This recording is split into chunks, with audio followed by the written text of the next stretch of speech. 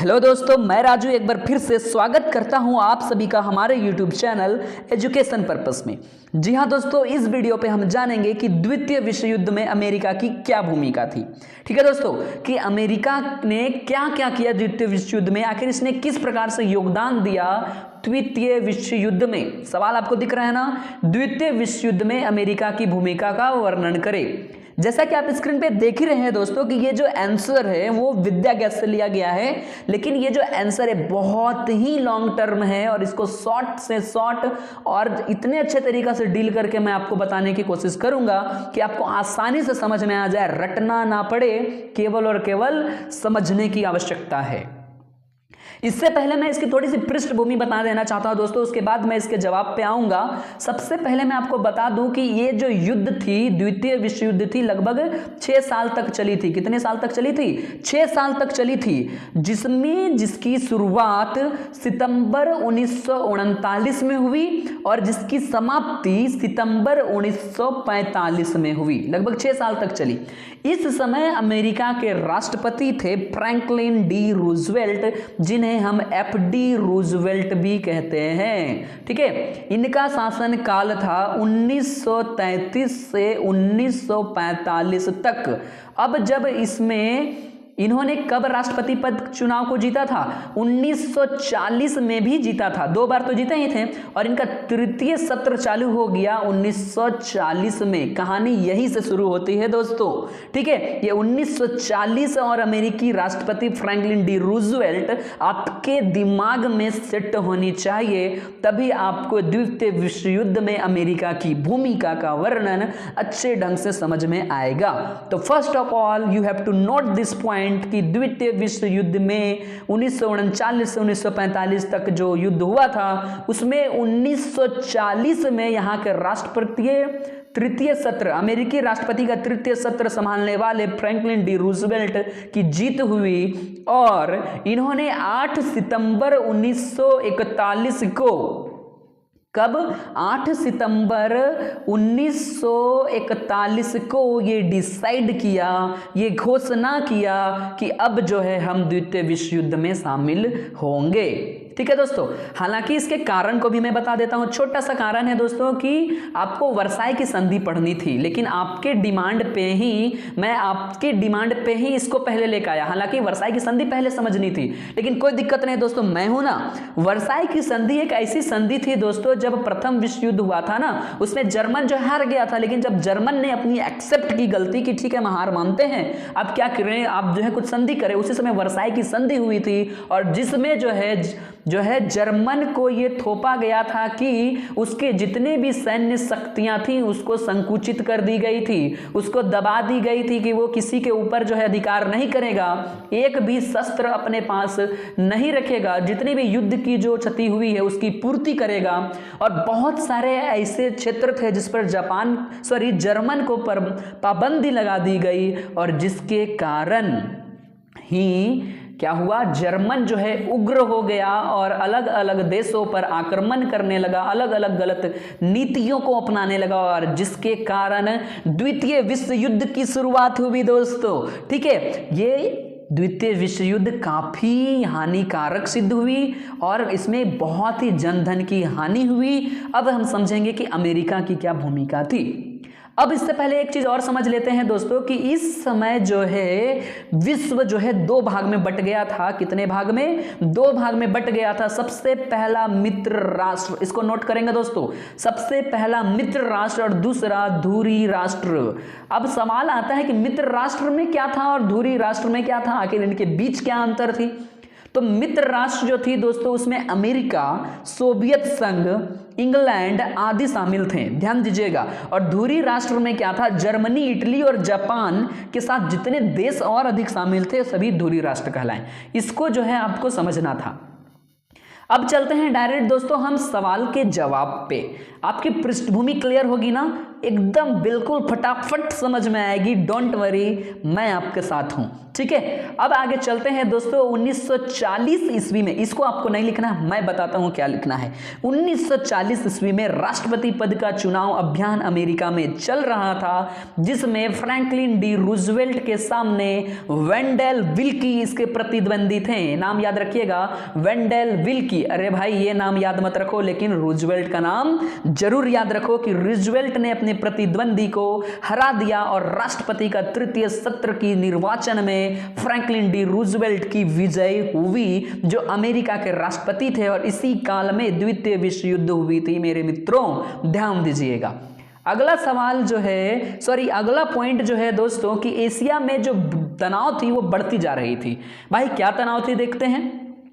अब देखिए, जापान को तो वर्साई की संधि में क्या कर दिया गया था, संकुचित कर दिया गया था, लेकिन इसने उल्लंघन कर दिया 1935 में। कब? 1935 में वर्साई की संधि का उल्लंघन किया, जिसके कारण ही ये युद्ध जैसी स्थिति उत्पन्न हुई थी, और कोई कारण नहीं था। इसने, जर्मनी ने क्या कर दिया था, वर्साई की संधि का उल्लंघन कर दिया था। मैं बार बार जापान बोल रहा हूं दोस्तों, ध्यान दीजिएगा।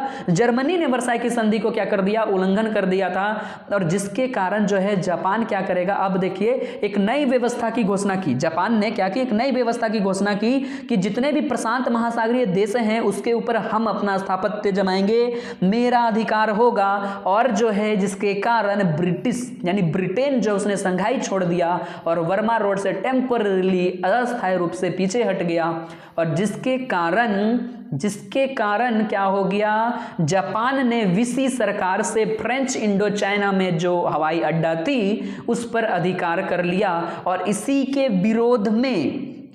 विरोध में दोस्तों अमेरिका ने जापान को रद्दी लोहा देने से मना कर दिया, प्रतिबंध लगा दिया कि जो है आपको रद्दी लोहे का निर्यात नहीं दिया जाएगा। यहां से शुरुआत करता है, क्या करता है, जर्मन जापान सब मिलकर क्या करेगा, ये जो है थोड़ी थोड़ी संधियों को तोड़ना चालू करेगा। अब बारी आएगा विश्व का एकमात्र राष्ट्र शक्ति, बहुत बड़ी राष्ट्र शक्ति अमेरिका, जिसने युद्ध में प्रवेश किया, द्वितीय विश्व युद्ध में। ध्यान दीजिएगा 1940 ईस्वी की जो घटनाएं थी उससे ऐसा लगने लगा था ना कि जापान जो है दक्षिण की ओर ब्रिटिश मालया और डच द्वीप पर तेल, टीन, रबड़ की ओर मुड़ जाएंगे। यानी कि अब समझ में आ रहा था कि जापान जो है अब अपनी सीमा जो है इधर मोड़ लेगी। तो इसी ने क्या किया, जिस समय यहाँ के फ्रैंकलिन डी रूजवेल्ट राष्ट्रपति थे, उन्होंने शांतिपूर्ण समझौता का प्रस्ताव रख दिया। क्या रख दिया, शांतिपूर्ण समझौते का प्रस्ताव रख दिया कि आप क्या करो, शांति बना रखो ना, क्या जरूरी है सब, क्या बोलते हैं, भगदड़ मचाने की क्या जरूरी है, आतंक मचाने की क्या जरूरी है। लेकिन फिर भी क्या हुआ ना कि जापान जो है बिल्कुल नहीं माना। जापान के सम्राट से शांति की तो प्रस्तावना रखी गई, अमेरिकी राष्ट्रपति फ्रैंकलिन डी रूजवेल्ट ने रखी, लेकिन जो है जापान क्या करता है, 7 दिसंबर को सुबह सुबह जापान जो है उत्तर अमेरिका के बेड़े और जो है उसकी सुरक्षात्मक व्यवस्थाओं के ऊपर बम गिरा देता है। अब क्या होगा, बम गिर जाने के बाद अमेरिकी रेडियो में ये सूचना आने लगती है कि हवाई मिडवे गुआम पे आक्रमण हो चुका है, और इसके कारण संयुक्त राज्य अमेरिका भड़क उठता है। कोई शांत थोड़ी ना रहेगा, भड़क उठता है। और तब जो है 8 सितंबर 1941 को ये युद्ध की घोषणा कर देता है। और ठीक इसके 3 साल बाद इटली भी क्या करता है, जर्मन और इटली ये दोनों मिलकर जो है युद्ध की घोषणा उल्टा कर देते हैं। यानी जर्मन भी अब पीछे नहीं हटने वाला है, इटली भी पीछे नहीं हटने वाला है, और अमेरिका तो इधर युद्ध की घोषणा कर ही दिया है। ठीक है दोस्तों, अब अमेरिका ने जो युद्ध की घोषणा की उसमें एक सिंपल सी बात कही थी कि हम जो है, हमारी पास जो शक्ति है जिसका उपभोग हमको करना है, शक्ति का उपयोग हमको करना है, लेकिन शक्ति जो है बुराई के विरुद्ध परम कल्याण के लिए होना चाहिए, लोगों की भलाई के लिए होना चाहिए, बुराई के विरुद्ध होना चाहिए। ये कोई विनाशक नहीं है, निर्माण करता है। हम अच्छे चीज़ों का निर्माण करेंगे, अच्छी उन्नति करेंगे, इसलिए जो है इन्होंने अपनी शक्ति का प्रयोग किया। ये इनके लोगों को, यहाँ की जनताओं को बताया गया। ठीक है दोस्तों, अगला पॉइंट आप बनाएंगे। अब जो है अमेरिका ने घोषणा कर दी तो ऐसा ही थोड़ी ना चला जाएगा युद्ध करने के लिए। दूसरा पॉइंट आप बनाएंगे कि सैनिक बल की तैयारी। ठीक है, अब जो इसने क्या की, सैन्य बल की तैयारी करने के लिए जितने भी संगठन, जितने भी लोग संगठित हो सकते थे उनको क्या किया, संगठित करना चालू किया, सभी लोगों को मिलाना चालू किया, चाहे वो कृषि क्षेत्र हो, उद्योग क्षेत्र हो, खनन क्षेत्र हो, व्यापार क्षेत्र हो, श्रम क्षेत्र हो, पूंजी क्षेत्र हो, कुछ भी क्षेत्र हो, शिक्षा हो, संस्कृति हो, सबका विकास, सबका नियंत्रण अपने हाथ में लेना शुरू किया और सभी लोगों को मिलाकर एक संयुक्त राज्य की एक सेना तैयार कर दी, जिसमें लगभग कितने लोग थे, 1,51,00,000 इनके पास सेना तैयार हो गई। अब ये क्या करेंगे, द्वितीय विश्व युद्ध में शामिल होंगे। ठीक है, ये तो घोषणा करने के बाद इनकी तैयारी थी, अब शामिल होंगे। अगला पॉइंट आप बनाएंगे दोस्तों, क्या बनाएंगे कि जो प्रमुख केंद्र था, अब द्वितीय विश्व युद्ध में जैसे ही संयुक्त राज्य अमेरिका जो है शामिल होता है तो इनका प्रमुख केंद्र जो है, सैनिक कार्रवाई का प्रमुख केंद्र यूरोप। ठीक है, तो इनका बदलाव हुआ, संयुक्त राज्य का प्रमुख केंद्र बन गया, सैनिक कार्रवाई जो है उसका प्रमुख केंद्र बन गया यूरोप। संयुक्त राज्य अमेरिका के शामिल होने के बाद मित्र राष्ट्रों के डिसाइड पर ये सारी चीजें हुई। ठीक है दोस्तों, प्रशांत महासागर, वही प्रशांत महासागर का प्रदेश जिस पे जापान अपना हक जमाना चाहता था, वहां के नौसेनाओं ने युद्ध पोतों से उड़ान भरने के लिए हवाई जहाज भी रखी थी। वह चतुराई, हवाई जहाज से उन्होंने क्या कर दिया, अमेरिका विजय हुई। क्या हुई इसमें, अमेरिका विजय हुई और इसमें जो है जापान जो है हारा, यानी कि अमेरिका की यहां जीत होती चली जाएगी। अब देखते हैं क्या है दूसरा, कोरल समुद्र का युद्ध और बिस्मार्क समुद्र का युद्ध में अमेरिका की विजय। ये पॉइंट बनाइएगा इस जगह पे कि कोरल समुद्र के युद्ध और बिस्मार्क समुद्र के युद्ध में विजय, जापान की क्या हुई, पराजय। और इसमें ऑस्ट्रेलिया में एक आक्रमण करने का विचार रखा था, किसने, जापान ने। तब जाकर क्या हुआ, इसको जो है पीछे हटा दिया गया कि जो है जब इसने जो है अमेरिका जीती ना तो जापान जो है अकबका गया, यानी ये सकपकाने के बाद क्या करेगा, ऑस्ट्रेलिया पे जो युद्ध करने का विचार था वहां से ये पीछे हट जाएगा। ठीक है, यानी कि फिर अमेरिका जीत गया ना। अब आगे हम लोग समझते हैं कि क्या क्या चीजें होती चली गई।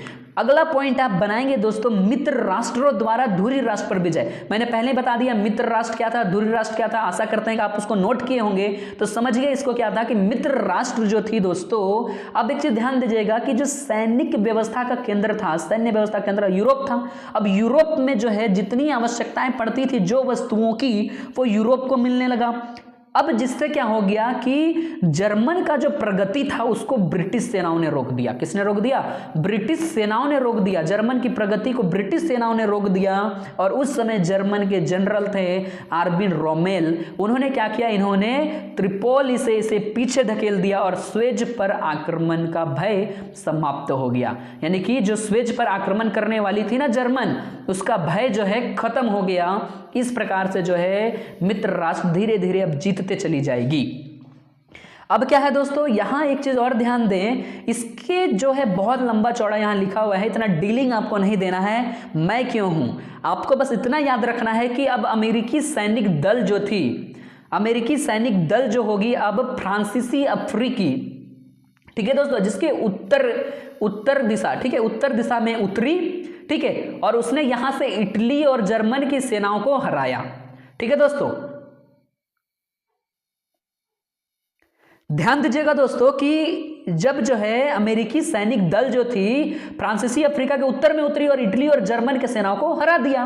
अब इसमें क्या होगा कि सैनिक बंदी बनाए जाने लगेंगे। ठीक है, समुद्री तट पर जो फासिस्ट सैनिक थे, ध्यान दीजिएगा फासिस्ट सैनिक, ये वर्ड आने वाला है बार बार, फासिस्ट याद रखिएगा। फासिस्ट सैनिक जो थे उनको मुक्त कर दिया गया और मार्शल और दोगलियों के नेतृत्व से जो स्थापित थी इटली, उसकी जो नई सरकार थी उसने विराम संधि पर हस्ताक्षर किया कि जो है मैं हार मानता हूं।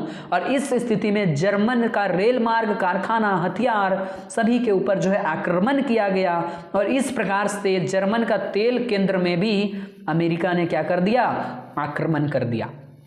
ठीक है दोस्तों, अब आगे हम अगला टॉपिक बनाएंगे पश्चिम मोर्चे का आरंभ। देखिए यहां तो उत्तर की ओर से क्या किया था, आक्रमण किया था। अब जो है पश्चिम की ओर से कैसे आक्रमण करेंगे, ध्यान दीजिए।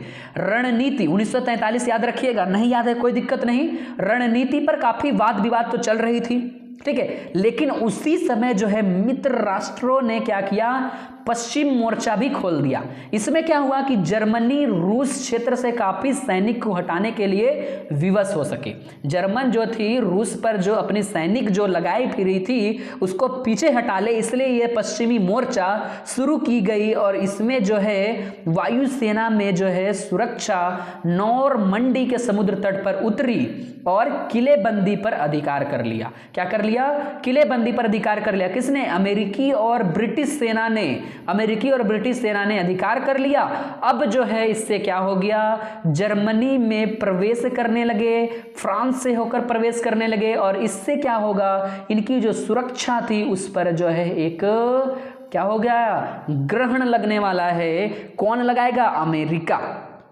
ठीक है दोस्तों, आगे हम देखेंगे कि फिर से क्या हुआ, 25 अगस्त को पेरिस पर फिर से पुनः अधिकार कर लिया और जर्मनी के अग्रिम मोर्चों पर मित्र राष्ट्रों का क्या हो गया, दबदबा हो गया और मित्र राष्ट्रों ने जर्मनी को रोक लिया और जर्मनी के जितने भी स्थल थे, खास करके राइख पर जो जर्मनी स्थल थे, जल थे, वायु सेनाएं थे, स्थल जल वायु सेनाओं को आत्मसमर्पण करना पड़ गया, यानी जर्मन जो है आत्मसमर्पण कर दिया।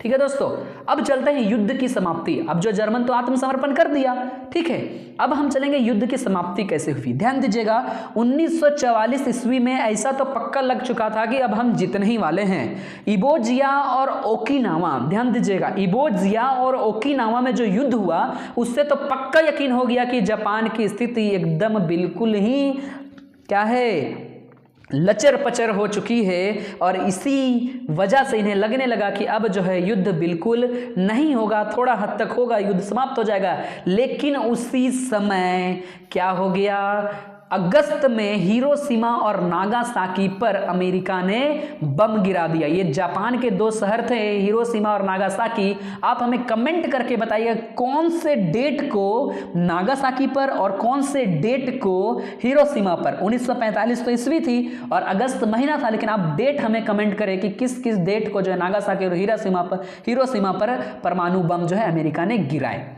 ठीक है दोस्तों, और इस प्रकार से जो है अमेरिका जो है इतना बड़ा काम किया और यहीं से क्या हुआ, द्वितीय विश्व युद्ध की समाप्ति हुई। ठीक है दोस्तों, इतना क्लियर आपको समझ में आया? आशा करते हैं समझ में आया होगा। अब हम इसमें एक एक्स्ट्रा ऑर्डिनरी चीज अपने आंसर को लॉन्ग करने के लिए जोड़ा गया है कि अंतर्राष्ट्रीय सम्मेलन। क्या था दोस्तों अंतर्राष्ट्रीय सम्मेलन?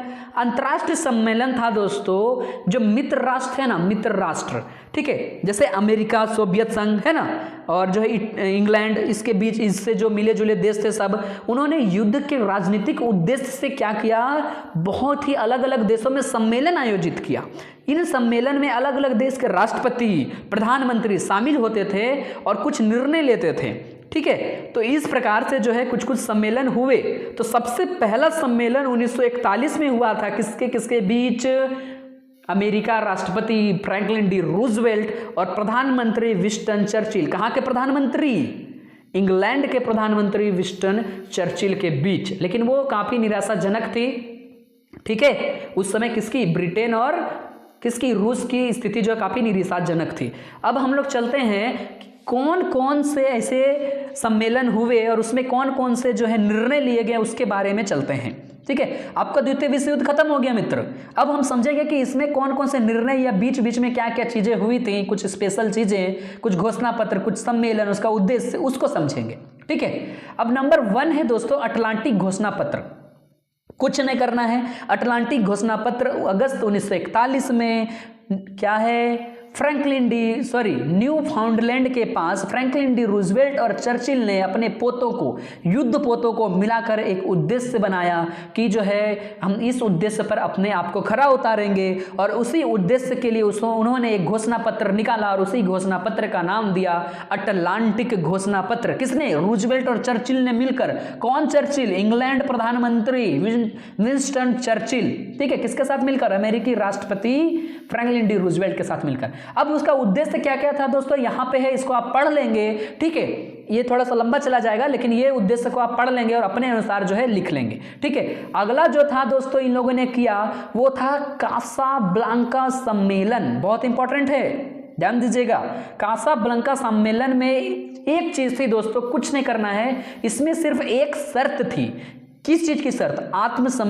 आत्मसमर्पण की, कि यदि जो है जर्मन या फिर धुरी राष्ट्र जो है आत्मसमर्पण जब तक नहीं करेंगे, वो भी बिना किसी शर्त का, समझ में आ रहा ना, कोई शर्त नहीं होगा, आत्मसमर्पण करेंगे तभी हम उनके साथ संधि करेंगे, नहीं तो बिल्कुल नहीं करेंगे। यानी कि सिंपल सी तौर पे इस बात पे कासाब्लांका सम्मेलन ये थी कि इसमें संधि मतलब समझ रहे हैं दोस्तों, दो देशों के बीच में जो है थोड़ा सा क्या हो जाता है, तालमेल बैठा लेने के बाद कुछ जो है, कुछ इधर से कुछ उधर से निर्णय लिए जाते हैं और उस पर जो है समन्वय स्थापित किया जाता है।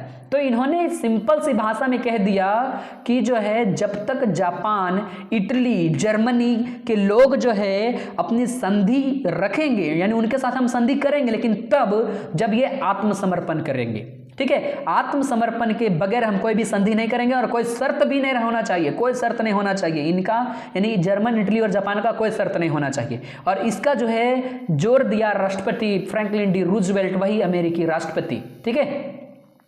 अगला हम देखेंगे दोस्तों क्वेबेक सम्मेलन, ये ठीक इसी से मिलता जुलता है, इसी से कनेक्ट है। क्वेबेक सम्मेलन क्या हुआ था? क्वेबेक सम्मेलन आंग्ल अमेरिकी सम्मेलन था और जिसमें क्या हुआ था, यहाँ जो है ब्रिटेन, संयुक्त राज्य और रूस के जो विदेश मंत्री थे वे कहाँ चले गए? मॉस्को में मिले। अभी मैंने बताया अंतर्राष्ट्रीय सम्मेलन हो रहे थे, अलग अलग जगह पर सम्मेलन हो रहे थे। इसका ईस्वी जो है सभी के आगे लिखा हुआ दोस्तों, ईस्वी आप नहीं भी याद रखिएगा कोई दिक्कत नहीं, याद रखिएगा तो और अच्छी बात है, ठीक है। तो इसमें मिले और उन्होंने क्या किया कि जो पुनर्स्थापना थी ऑस्ट्रिया की, उस पर जो है विचार समर्थन किया और युद्ध के उपरांत जो है, युद्ध के बाद जो है इनका समर्थन का प्रयास किया। इसके अलावा कुछ नहीं है। आगे है दोस्तों काहिरा सम्मेलन, जो 23 नवंबर 1943 में हुआ था। काहिरा सम्मेलन क्या था दोस्तों? काहिरा सम्मेलन में था दोस्तों फ्रैंकलिन डी रूजवेल्ट, चर्चिल और जापान के लिए, ये दोनों मिलकर क्या कर रहे थे? जापान के लिए कुछ शर्तें बना रहे थे कि इन शर्तों पर क्या किया जाएगा, जापान को छोड़ा जाएगा, यानी कि हम उसको छोड़ सकते हैं तभी जब जो है ये शर्तों पर जापान जो है खरा उतरेगा, यानी जापान जो है इसको एक्सेप्ट करेगा। उसके बाद है दोस्तों तेहरान सम्मेलन जो है फ्रैंकलिन डी रूजवेल्ट अमेरिकी राष्ट्रपति और चर्चिल इंग्लैंड के प्रधानमंत्री चर्चिल और स्टालिन जो थे, मॉस्को सम्मेलन की जो शर्त थी उसका अनुमोदन किया और उसके लिए जो है संयुक्त राज्य द्वारा एक अस्थायी शक्ति की मांग की गई दोस्तों, ठीक है। उसके बाद आता है याल्टा सम्मेलन, बहुत इंपॉर्टेंट है ये। एक याल्टा सम्मेलन जो हुई थी दोस्तों, ये लोग क्या थे कि जो विजय जो निश्चित जान पड़ने लगी, जब इन लोगों को लगने लगा कि हम जीत गए हैं, हम जीत जाएंगे, तो 1944 ईस्वी में इन लोगों ने याल्टा में एक सम्मेलन रखा, याल्टा में मिले और वहां कुछ चीजों की समझौता किया।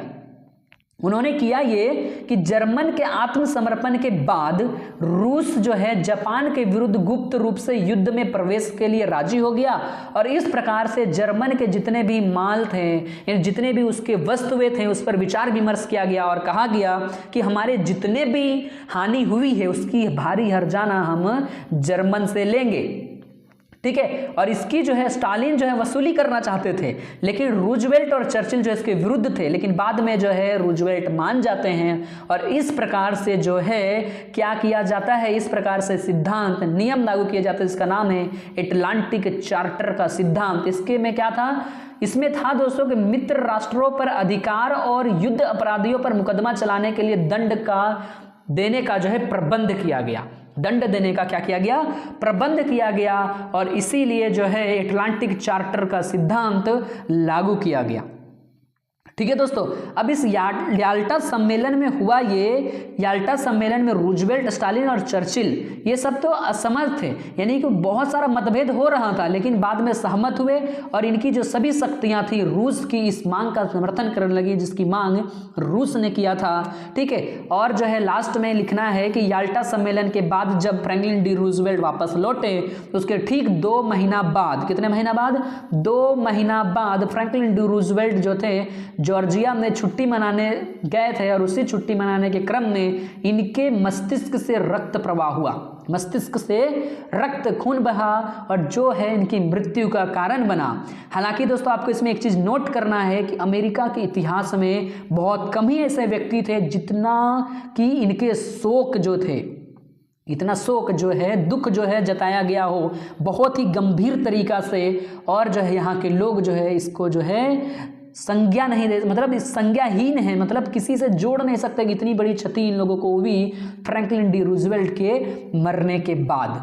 ठीक है दोस्तों, तो इस प्रकार से इसके बाद यहाँ के उपराष्ट्रपति जो थे, जो आप देख रहे हैं, हैरी एच ट्रूमैन जो है यहाँ के राष्ट्रपति पद को संभालते हैं, और इस प्रकार जो है एक नया युग का सूत्रपात होता है, शुरुआत होता है, और इस प्रकार से अमेरिका ने द्वितीय विश्व युद्ध में अपनी भूमिका जाहिर की दोस्तों।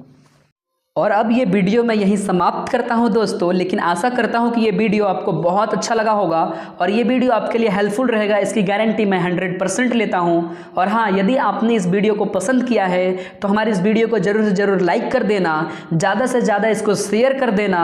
और हाँ दोस्तों, हमारे चैनल पर पहली बार जुड़े हो तो क्या कर लो, हमारे चैनल को सब्सक्राइब कर लो। यदि ऐसा ही वीडियो आप हमारे चैनल पर पाना चाहते हो तो फटाक से जाओ, हमारे चैनल को सब्सक्राइब करो और बगल की बेल आइकन की घंटी को भी प्रेस करो, ताकि आने वाले दिन के जो वीडियोस होंगे वे आप तक आसानी से पहुंच जाएं।